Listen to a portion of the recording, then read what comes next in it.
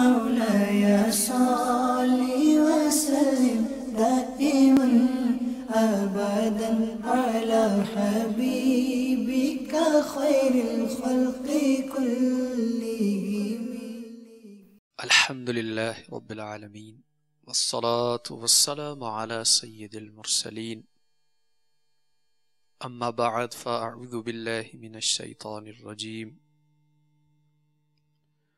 بسم الله الرحمن الرحيم. الصلاة والسلام عليك يا رسول الله وعلى آلك وأصحابك يا حبيب الله. الصلاة والسلام عليك يا نبي الله وعلى آلك وأصحابك يا نور الله. میٹھے میٹھے اسلامی بھائیوں اور مدنی چینل کے ناظرین، بحمد اللہ تعالی ایک دفعہ پھر فیضان قصیدہ بردہ شریف سلسلے میں حاضر ہیں. آئیے درود پاک کی ایک فضیلت سنتے ہیں. چنانچہ میرے شیخ طریقت امیر اہل سنت بانی دعوت اسلامی قرۃ عینی و سکینۃ قلبی حضرت علامہ الحاج ابو بلال مولانا محمد الیاس ستار قادری رضوی دامت برکاتہم العالیہ دعوت اسلامی کے اشاعاتی ادارے مکتبۃ المدینہ کی مطبوعہ 1548 صفحات پر مشتمل اپنی شہرا آفاق تصنیف فیضان سنت کے باب فیضان رمضان کے حصہ فیضان عید الفطر صفحہ 1285 پہ یہ واقعہ نقل فرماتے ہیں. ایک بار کسی بھکاری نے کفار سے سوال کیا. انہوں نے مذاقاً امیر المومنین حضرت مولا کائنات مولا مشکل کشا علی المرتضی شیر خدا کرم اللہ تعالی وجہہ الکریم کے پاس بھیج دیا، جو کہ سامنے تشریف فرما تھے. اس نے حاضر ہو کر دست سوال دراز کیا. آپ کرم اللہ تعالی وجہہ الکریم نے 10 بار درود شریف پڑھ کر اس کی ہتھیلی پر دم کر دیا اور فرمایا مٹھی بند کر لو اور جن لوگوں نے بھیجا ہے ان کے سامنے جا کر کھول دو. کفار ہنس رہے تھے کہ خالی پھونک مارنے سے کیا ہوتا ہے، مگر جب سائل نے ان کے سامنے جا کر مٹھی کھولی تو وہ سونے کے دیناروں سے بھری ہوئی تھی. یہ کرامت دیکھ کر کئی کافر مسلمان ہو گئے. صلو علی الحبیب صلی اللہ تعالی علی محمد صلی اللہ تعالی علیہ وآلہ وسلم. میٹھے میٹھے اور پیارے اسلامی بھائیوں اور مدنی چینل کے ناظرین، قصیدہ بردہ شریف کے آج کے سلسلے سے قبل کے سلسلوں میں 87 اشعار قصیدہ بردہ شریف کے ذکر کیے جا چکے ہیں. انشاءاللہ عز و جل آج کے سلسلے میں قصیدہ بردہ شریف کے شعر نمبر 88، 89 اور 90 ان تینوں اشعار، ان کا ترجمہ اور ان سے متعلقہ مدنی پھول سننے اور چننے کی کوشش کریں گے. قصیدہ بردہ شریف کے شعر نمبر 88 میں صاحب قصیدہ فرماتے ہیں: دعنی و وصفیا آیات لہ ظہرت ظہور نار القرا لیلا علی عالمی. دعنی صیغہ امر ہے، وعدہ یدعو سے، بمعنی اترکنی، مجھے چھوڑ دے. دعنی مجھے چھوڑ دے، و وصفیا اور میری مدحت سرائی کو، میرے مدحہ کرنے کو، میرے تعریف کرنے کو. آیت ان کی جمع جس کا مطلب نشانی، اور یہاں مراد بیان معجزات، حضور انور صلی اللہ علیہ وسلم کے معجزات کا بیان.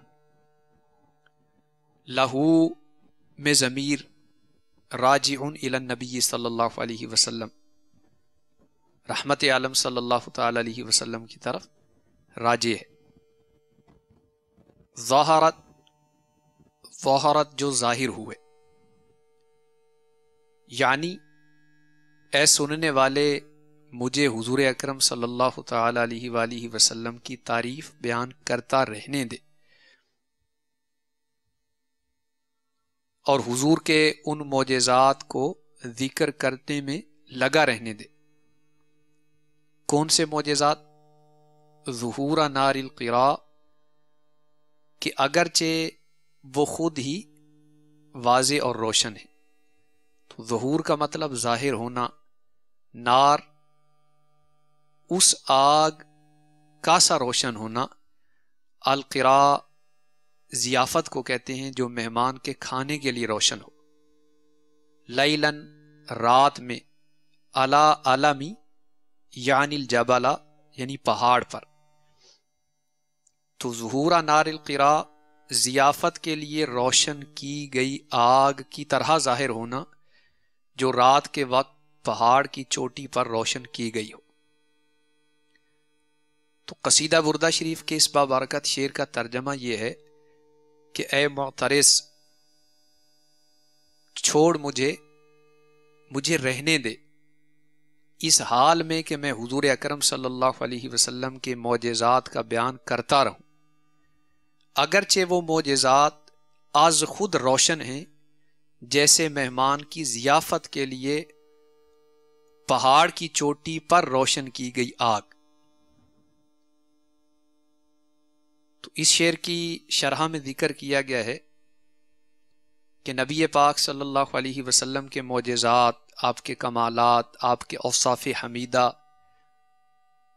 اور خصائل عدیدہ یعنی بے شمار خوبیاں، ان کو بیان کرتے کرتے ذہن میں یہ خیال آیا کہ اس ہستی پاک کے اوصاف بیان کرنے کی کیا حاجت ہے کہ جن کے اوصاف خود ہی ظاہر ہیں، عالم میں ظاہر و باہر ہو چکے ہیں، واضح ہو چکے ہیں، اور ظاہر ہے کہ طلوع شمس پر طلوع خورشید کا اعلان، یعنی سورج نکل آئے تو اب اعلان کرنا کہ سورج نکل آیا ہے، یہ اعلان زائد اور تحصیل حاصل ہے۔ تو معترض کے اس اعتراض کو ذکر کر کے صاحب قصیدہ فرماتے ہیں دعنی، جواب دے رہے ہیں کہ مجھے اے خیال باطل چھوڑ دے، اے وسوسہ ڈالنے والے، اے معترض، اے اعتراض کرنے والے چھوڑ دے، اور مجھے توصیف و کمالات و معجزات آقا بیان کرتے رہنے دے۔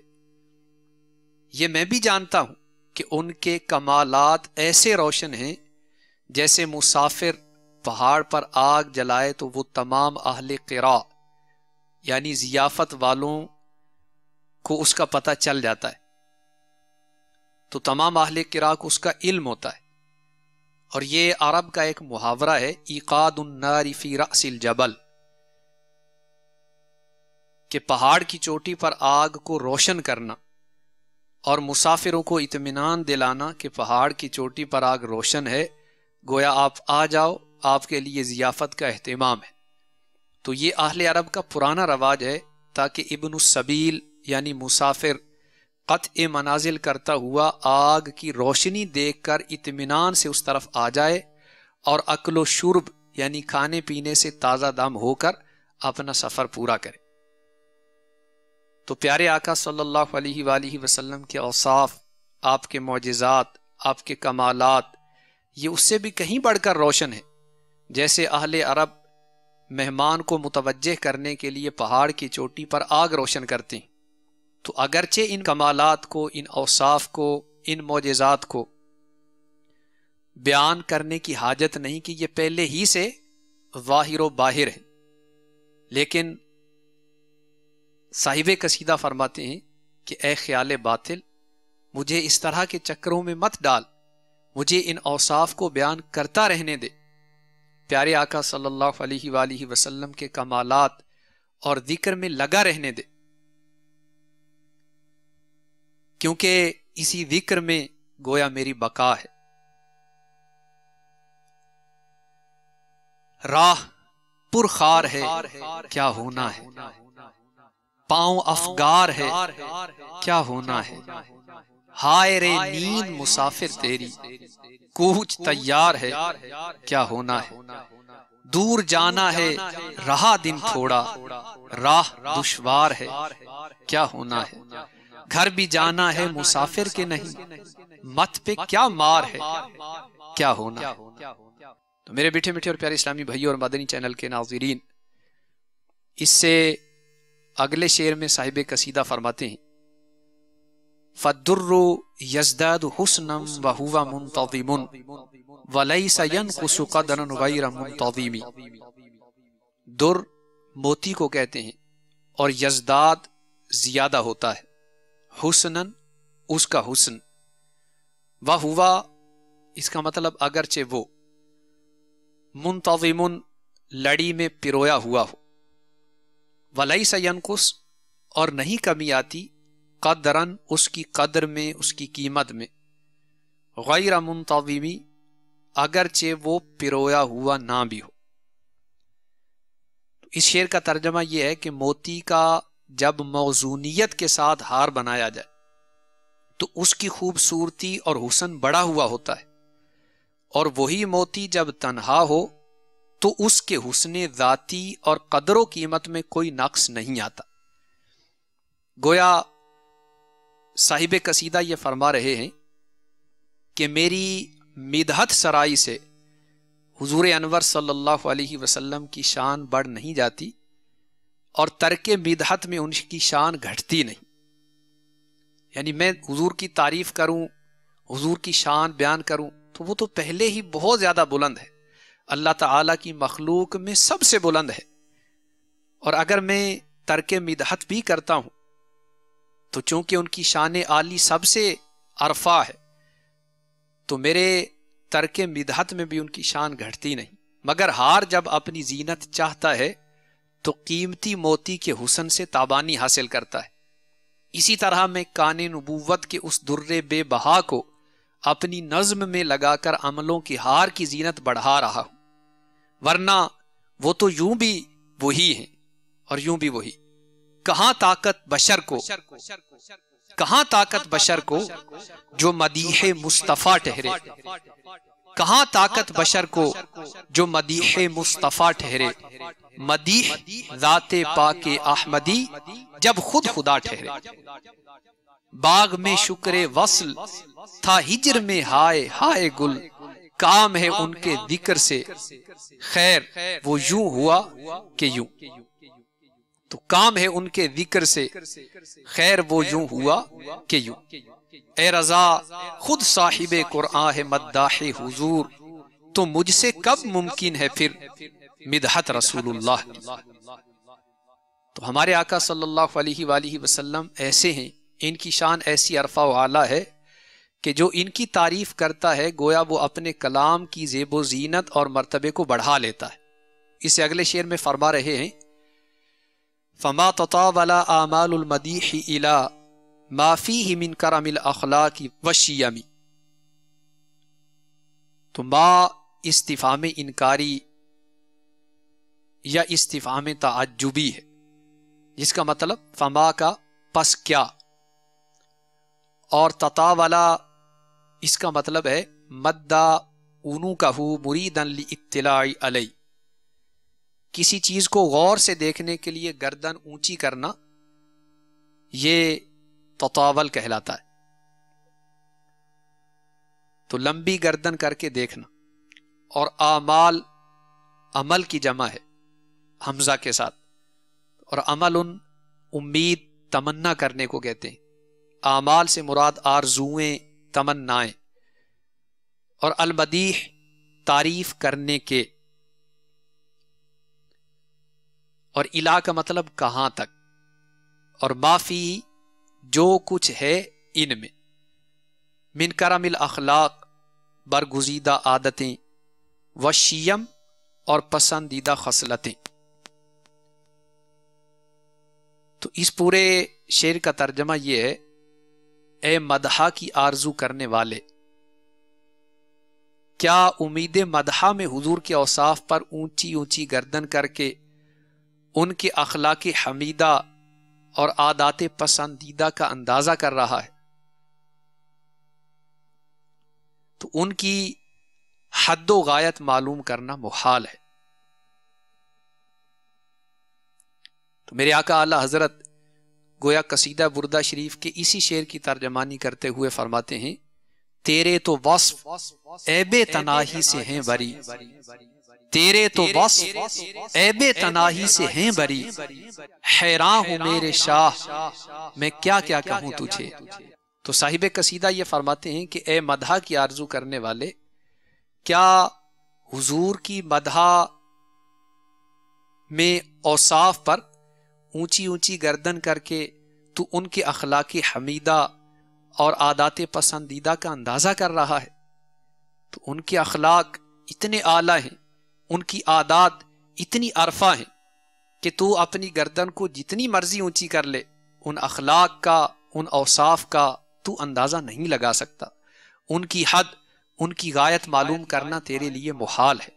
محمد سے صفت پوچھو خدا کی صلی اللہ علیہ وآلہ وسلم، محمد سے صفت پوچھو خدا کی اور خدا سے پوچھئے شان محمد صلی اللہ تعالی علیہ وآلہ وسلم۔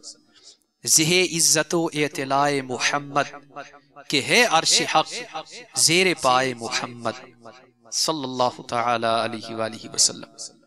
میرے میٹھے میٹھے اور پیارے اسلامی بھائیوں اور مدنی چینل کے ناظرین، ان تینوں اشعار میں صاحب قصیدہ نے رحمت دو عالم نور مجسم صلی اللہ تعالی علیہ وآلہ وسلم کے اوصاف، معجزات اور کمالات کو بیان کرتے رہنے کی گویا جستجو کی ہے، تمنا کی ہے کہ میں پیارے آقا صلی اللہ تعالی علیہ وآلہ وسلم کے اوصاف، آپ کے کمالات بیان کروں۔ یہ میرے لیے بہت بڑی سعادت ہے۔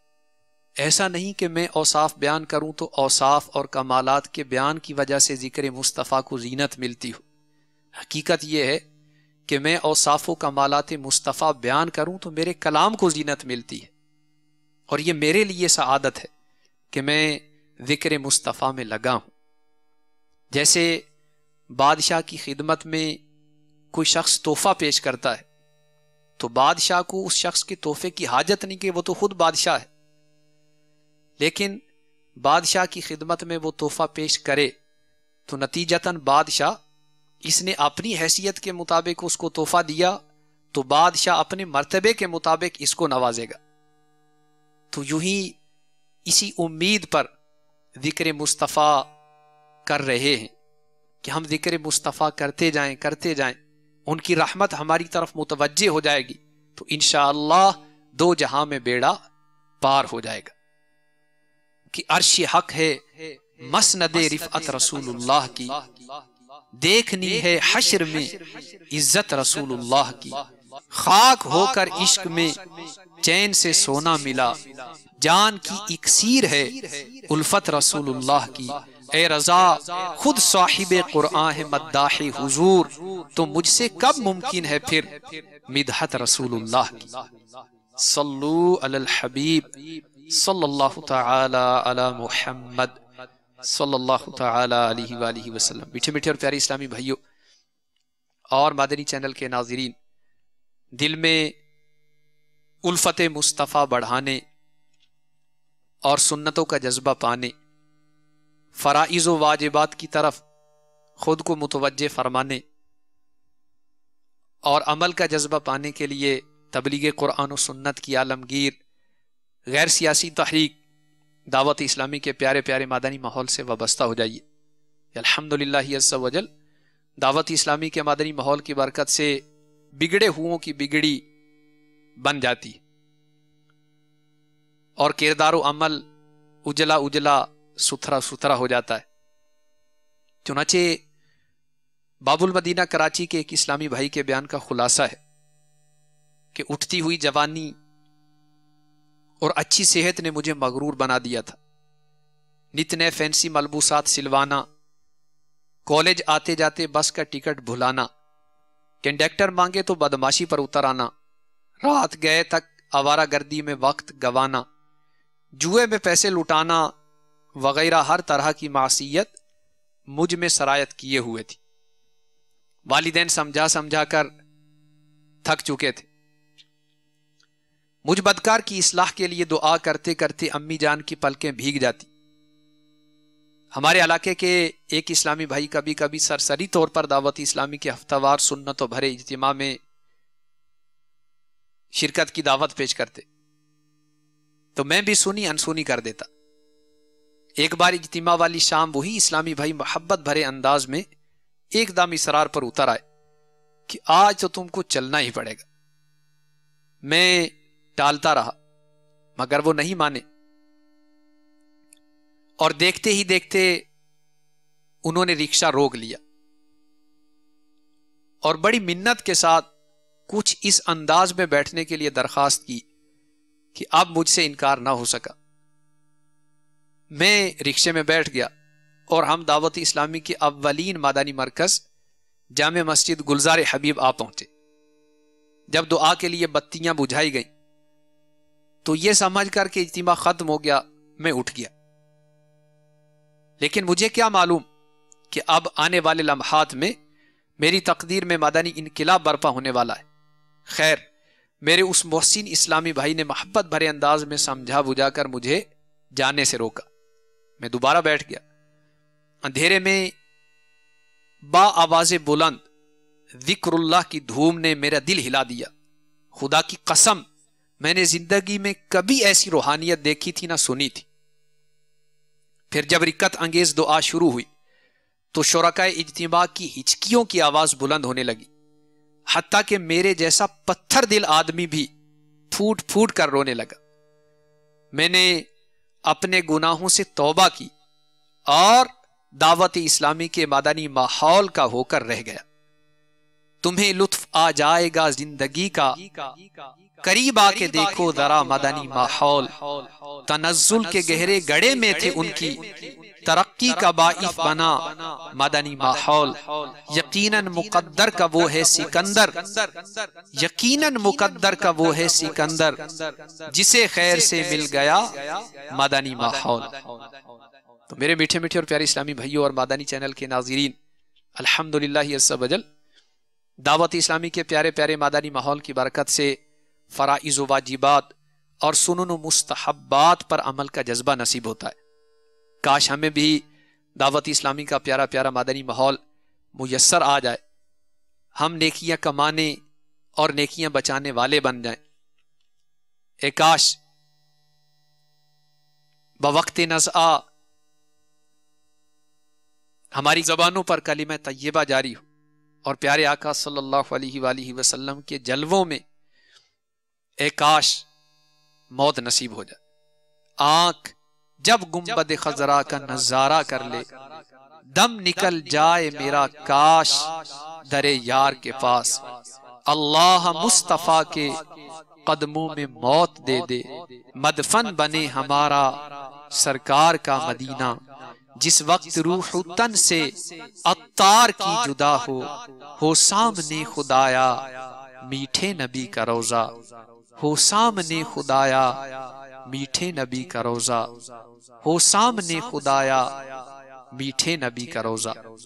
میٹھے میٹھے اور پیارے اسلامی بھائیوں اور مدنی چینل کے ناظرین، الحمدللہ عز و جل دعوت اسلامی کے پیارے پیارے مدنی ماحول کی برکت سے ایمان کی سلامتی میسر آتی ہے، اور الحمدللہ خوش نصیب اسلامی بھائی دعوت اسلامی کے مدنی ماحول میں رچے بسے رہنے، نیکیوں کے عادی بن جانے اور گناہوں سے اپنے آپ کو بچانے کی برکت سے اپنا ایمان سلامت لے کر جاتے ہیں۔ چنانچہ بروز اتوار 26 ربیع النور شریف 1420 سین ہجری بمطابق 11 جولائی 1999 پنجاب کے مشہور شہر لالا موسیٰ کی ایک مصروف شاہراہ پر کسی ٹرالر نے دعوت اسلامی کے ایک ذمہ دار مبلغ محمد منیر حسین عطاری علیہ رحمت اللہ الباری کو بری طرح کچل دیا، یہاں تک کہ ان کے پیٹ کی جانب سے اوپر اور نیچے کا حصہ الگ الگ ہو گیا۔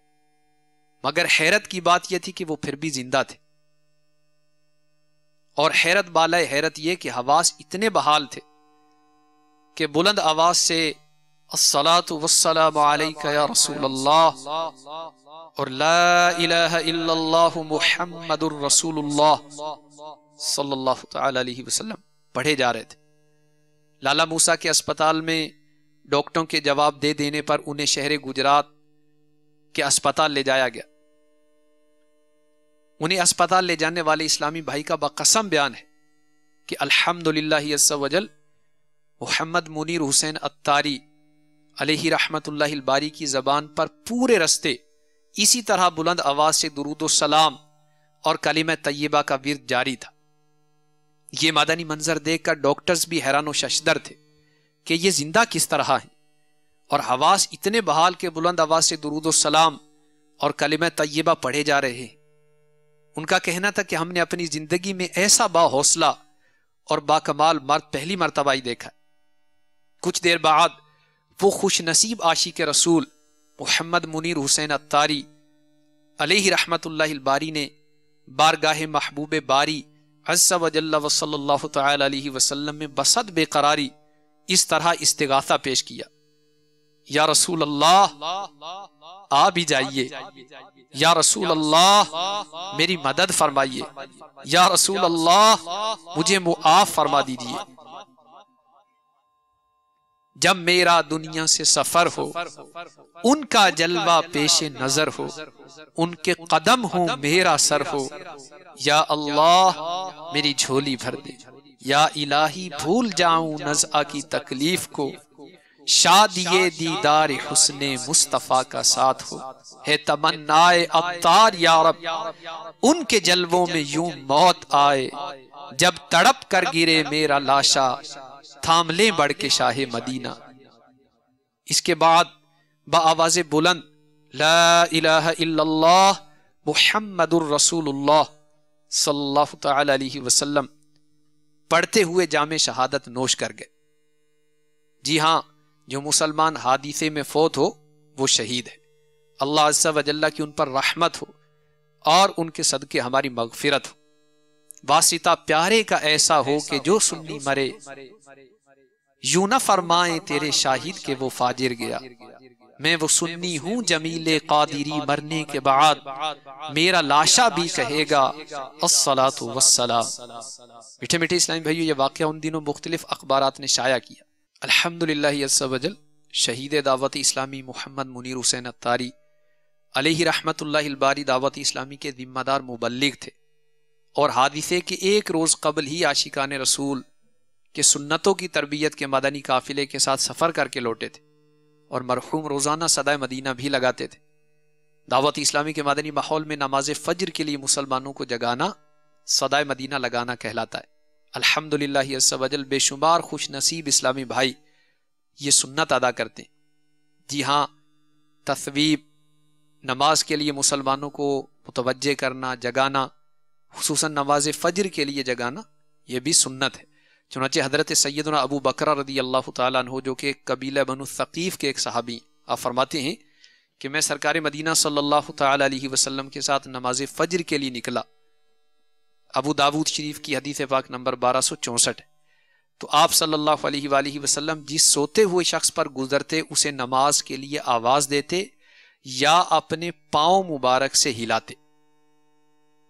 الحمدللہ عز وجل خوش نصیب اسلامی بھائی صدائے مدینہ لگاتے ہیں اور سنت کا ثواب پاتے ہیں۔ تو ہم بھی نیت کر لیں کہ انشاءاللہ ہم بھی صدائے مدینہ لگانے کی سعادت حاصل کریں گے۔ میٹھے میٹھے اسلامی بھائیو، ایسا لگتا ہے کہ محمد منیر حسین عطاری علیہ رحمت اللہ الباری کی خدمت دعوت اسلامی رنگ لائی اور انہیں آخری وقت کلمہ نصیب ہو گیا، اور جس کو مرتے وقت کلمہ نصیب ہو جائے اس کا آخرت میں بیڑا پار ہے۔ چنانچہ نبی رحمت، شفیع امت، مالک جنت، محبوب رب العزت عز و جل و صلی اللہ تعالی علیہ وسلم کا فرمان جنت نشان ہے، جس کا آخری کلام لا الہ الا اللہ ہو وہ داخل جنت ہوگا۔ فضل و کرم جس پر بھی ہوا اس نے مرتے دم کلمہ پڑھ لیا اور جنت میں گیا۔ لا الہ الا اللہ۔ صلو علی الحبیب صلی اللہ تعالی علی محمد صلی اللہ تعالی علیہ وآلہ وسلم۔ مولاي صل وسلم دائما أبدا على حبيبك خير الخلق كلهم.